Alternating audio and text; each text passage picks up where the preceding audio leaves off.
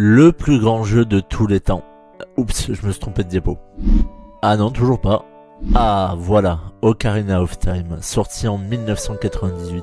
Déjà, faut se mettre à la place des gens qui découvrent le jeu à l'époque. 5 ans se sont écoulés depuis Link's Awakening, et là arrive le premier épisode 3D de la série. Imaginez-vous avoir été bercé par l'idée de voyager dans un univers que vous avez toujours voulu visiter. Ce que j'ai toujours reproché au jeu de Zelda, c'est ce côté simplé du héros qui va sauver une princesse dans un château, très basique. Avec l'âge, je me rends compte que c'est sa simplicité qui fait son charme et cache ce gameplay derrière la forêt Kokiri. C'est pas le genre de jeu moderne où ton objectif est indiqué en haut à gauche et tu dois juste suivre une flèche sur une carte. Quand tu fais une quête, tu dois écouter et faire preuve de jugeote pour comprendre ce que tu dois faire et suivre les quelques indications qu'on te sèmera pendant l'aventure. Certains pourraient avoir du mal à ne pas être pris par la main, mais il est très important que vous ayez l'impression d'avoir vécu des épreuves difficiles. Votre plaisir d'arriver à la fin n'en sera que décuplé et vous aurez davantage de satisfaction à avoir compris tout seul plutôt que si on vous avait directement TP au bon endroit. Le gameplay est un tout cohérent, chaque nouvel objet qu'on récupère change notre façon de jouer radicalement et nous permet de revisiter des endroits d'une toute autre manière. Une évolution constante au bout de plusieurs heures de jeu et plusieurs heures d'amusement. Aujourd'hui, dans certains AAA, on s'extasie de voir un cheval faire ses besoins. Et tant qu'on n'aura pas l'odeur, ça ne changera rien à ma façon de jouer parce que c'est pas une animation de fou qui te fera prendre du plaisir. Ou alors vous êtes bizarre. Les temples sont le plus gros point du jeu.